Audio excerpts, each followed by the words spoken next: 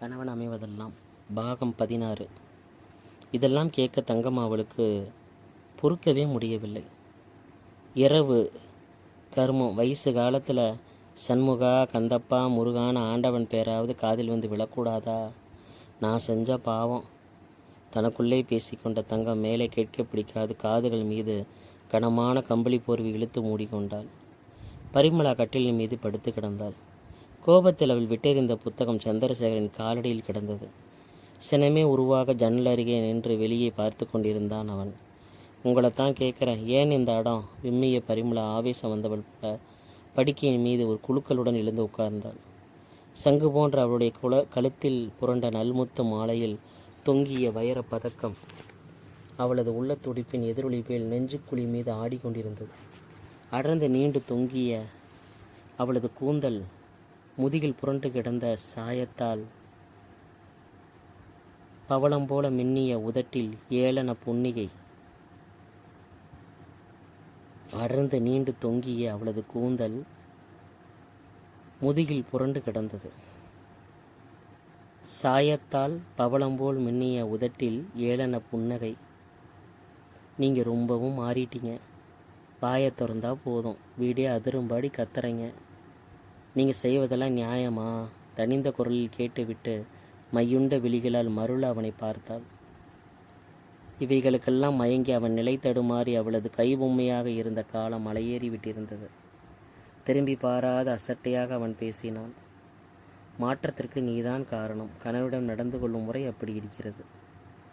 ஏனோ அது சமயம் கணவன் காலடி ஓசை கேட்டதும் பதறிக்கொண்டு வாசலுக்கு ஓடி வரவேற்ற மாதவி அவன் நினைவில் வந்து நின்றாள். அத்துடன் கூட ஒரு ஏக்க பெருமூச்சு. நாம் கதை பரிமளா சந்திரசேகரனை தான் பற்றி பேசிகிட்ருக்குறோம்.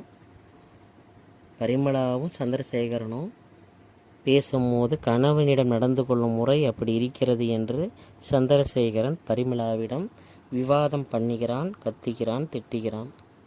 அது அப்படியே இப்போ கதை மாறுது. நீங்கள் குழப்பம் பண்ணிக்க வேண்டாம். அது என்ன குழப்பம் பண்ணிக்க வேணும்னா, மாதவி சந்திரசேகரன் வீட்டில் இருக்கிறப்ப மாதவி தன்னுடைய கணவன் பூபதி எதிர்பார்த்து கொண்டு இருந்தா இல்லையா, அது டக்குன்னு வந்துட்டான். அந்த கதையை இப்போ திருப்பி வந்து கதையில் சொல்கிறாங்க. கதை அப்படியே மாறுது, ட்விஸ்ட்டு மாறுது. ஏனோ அது சமயம் கணவனின் காலடி ஓசை கேட்டதும் பதறிக்கொண்டு வாசலுக்கு ஓடி வரவேற்ற மாதவி அவன் நினைவில் வந்து நின்றாள். அத்துடன் கூட ஒரு ஏக்க பெருமூச்சு. யாரை நினைத்து கொண்டு இந்த ஏக்கம்? குத்தலாக பரிமளா கேட்டாள். இப்போ என்ன நினைக்கிறானா, பூபதியை வரவேற்ற மாதவி அவளை நினச்சிக்கிட்டு இவன் சந்திரசேகரை ஏக்க பெருமிச்சு விட்றான். அதனால் பரிமளா கேட்குறா, யாரை நினச்சி கொண்டு இந்த ஏக்கம்னு. கதை எழுதினவங்க ரெண்டையும் கதையும் போட்டு லிங்க் பண்ணுறாங்க, சினிமா மாதிரி. அது என் சொந்த விஷயம். எல்லாவற்றையும் அவனோட பகிர்ந்து கொள்ள வேண்டிய அவசியம் இல்லை. அதுக்கு நீ அருகதையும் இல்லை அப்படின்னு சந்திரசேகர் சொல்கிறாரு. அருகதை உடையவள் வேற எவ்வளோ ஒருத்தியோ?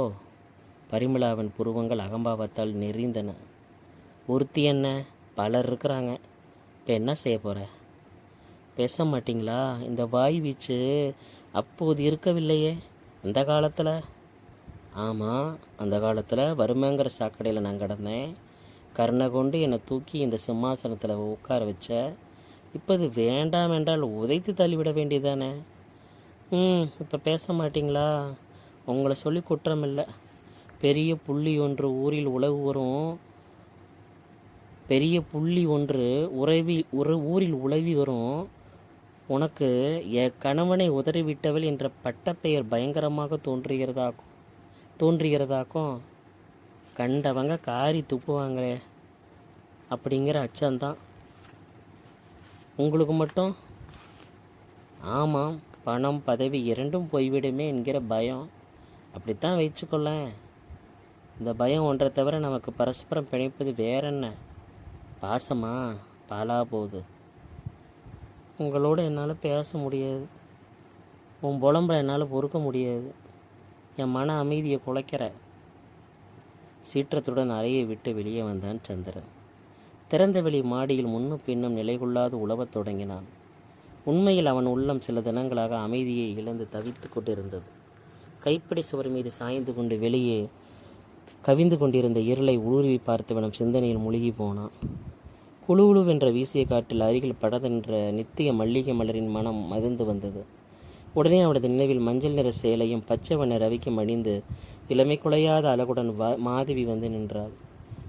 அவளது கருங்கோந்தில் மனவீசிய மலர்ச்சரமும் குழுவென்ற கரங்களில் குலுகிய கண்ணாடி வளையல்களும் சிந்தனையில் எழுந்து அவனை என்னவோ செய்தன.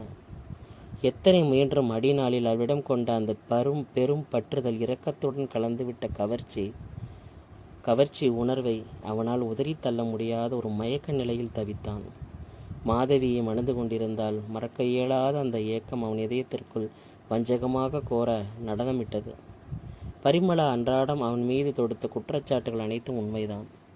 அவளது பேரழகிற்கு சுக்கி அவளை மணந்து கொண்டு வாழ்க்கை நடத்திய சில மாதத்திலேயே அவனுக்கு வாழ்க்கை புளித்து விட்டது. அவளுக்கு அழகு இருந்தது, ஆனால் அதில் சுவையில்லை. படித்தவள் தான், ஆனால் பண்பற்றவள். இவ்வாறு நாளைக்கு ஒன்றாக அவளிடம் குறைகளை கண்டு மனம் வெதும்பி நின்றான். இந்த ஏமாற்றத்தை இட்டு நிரப்ப அவன் கையாண்ட வழிகள் எவ்வளவோ. நாடிய பெண்கள் பலர், அழகான பெண்கள் பலரின் உறவு அவனுக்கு கிட்டியது. ஆனால் மனதில் அவன் தேடிய நிறைவுதான் கிடைக்கவில்லை.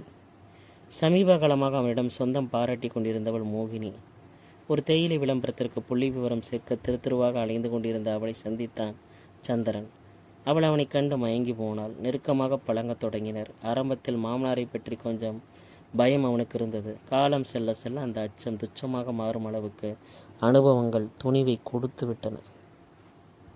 கடற்கரை, கண்காட்சி, கடை தெரு என்று இருவரும் போகாத இடம் பாக்கியமில்லை. அன்று மாலை பொழுது முழுவதும் மோகினி அவனது நிழல் போல் பின்தொடர்ந்து கொண்டிருந்தாள். ஆனாலும் அவளது அருகாமை கூட முன்னை போல அவனுக்கு இனிக்கவே இல்லை. என்னென்னவோ பண்ணிவிட்டு அலுப்புடன் திரும்பி வந்து படுக்கை மீது அவன் சாய்ந்து கொண்டான். பரிமளா விளக்கை அணைத்து படுத்து விட்டாள். அறையில் இருள் கவிழ்ந்து கொண்டிருந்த போதிலும் அவள் தூங்காது புரண்டு கொண்டிருக்கிறாள் என அவனால் உணர முடிந்தது.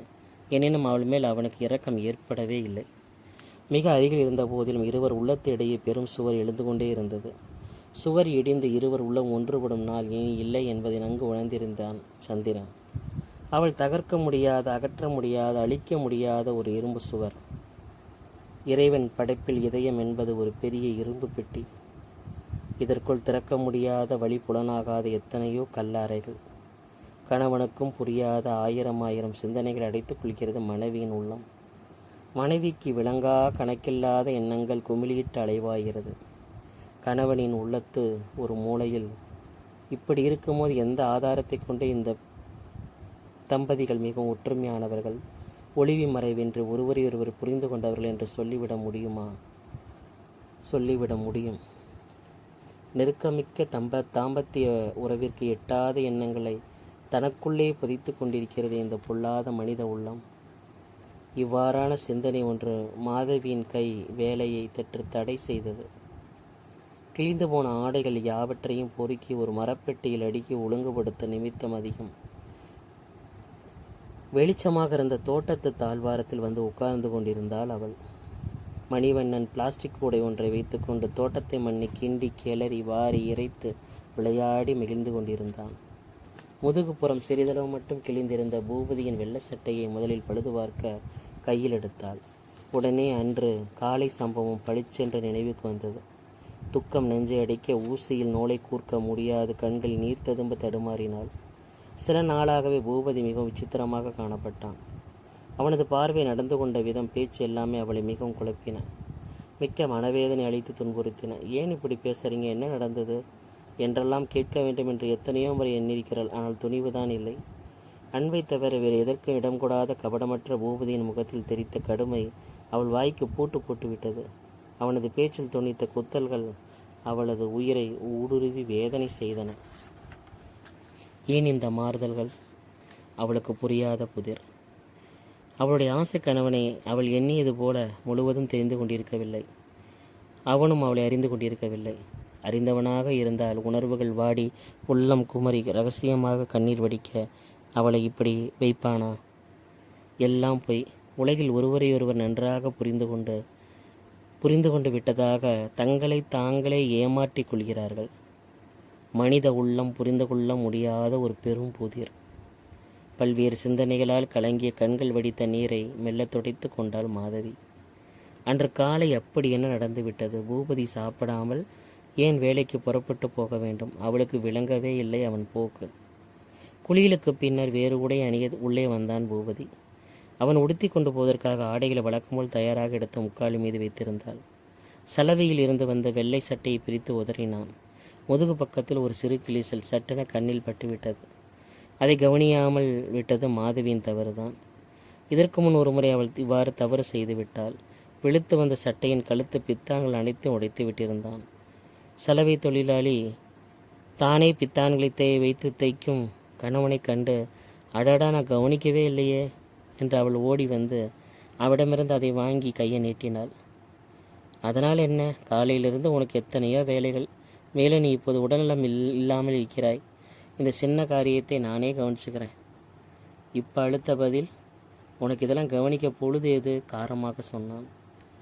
ஒரு நாளும் கணவன் அப்படி பேசக்கூடியவன் அல்ல. கிழிந்து போன சட்டையை கொடியில் போட்டுவிட்டு வேறு ஒன்றை அணிந்து கொண்டான். மனைவி கொண்டு வைத்த காலை பலகாரத்தை தொடவில்லை. பசி இல்லை, வருகிறேன் என்று கூறிவிட்டு விருட்டென வெளியே கிளம்பி சென்று விட்டான். பட்டினியுடன் அவன் வேலைக்கு போகும்படி அவள் செய்த குற்றம். நெற்றி வேர்வி நிலத்தில் பாடுபட்டு உழைத்த அவன் உண்ணாமல் பசியோடு வெளியே கிளம்பிய பின்னர் அவளுக்கு மட்டும் சாப்பிட ஆசை இருக்குமா? அவளும் அன்று பட்டினி. வெளியே போகும் முன் வாயில் வரை வந்து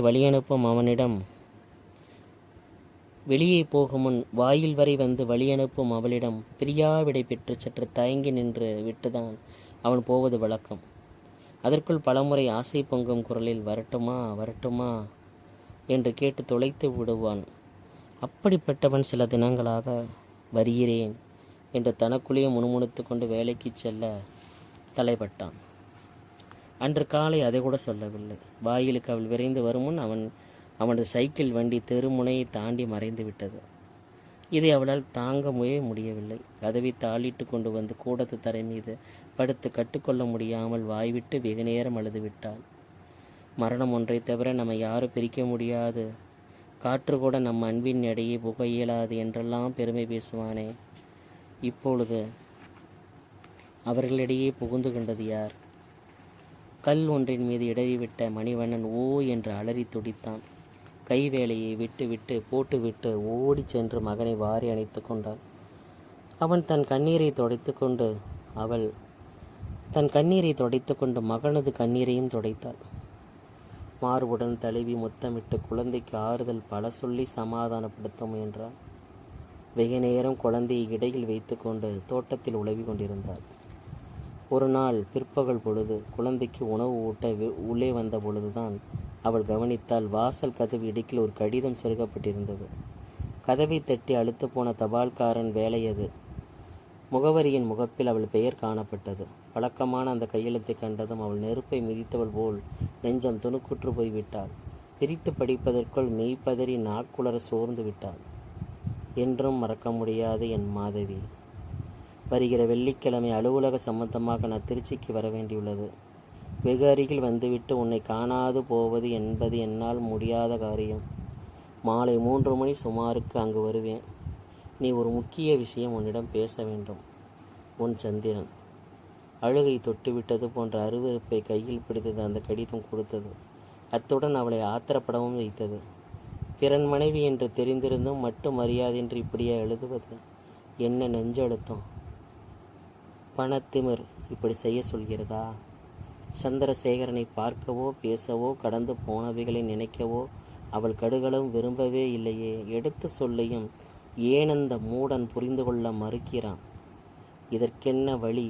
நெஞ்சு படபடக்க உடல் முழுவதும் வியர்வை அரும்பு சொட்ட பதறிப்போய் அவள் வெகு நேரம் சிந்தனையுடன் நின்றாள்.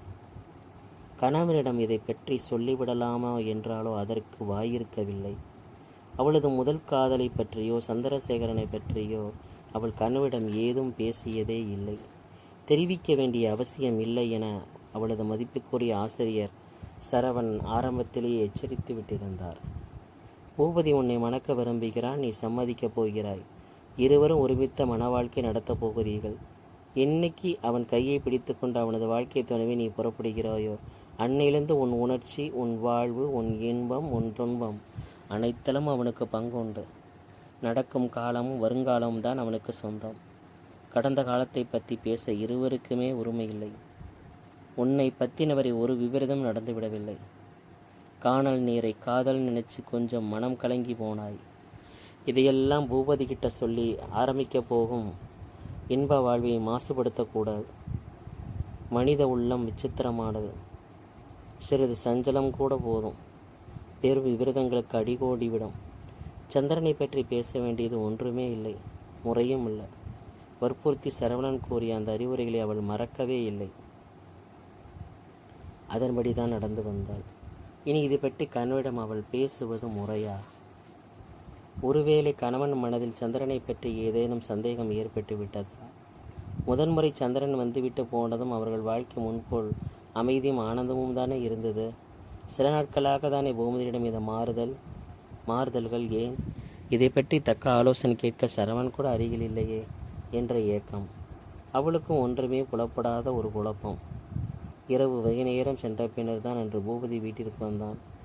நடைசுவர் ஓரமாக சைக்கிளை நிற்க வைத்துவிட்டு கூடத்து தரை மீது பாயை விரித்து போட்டுக்கொண்டு படுத்து விட்டான்.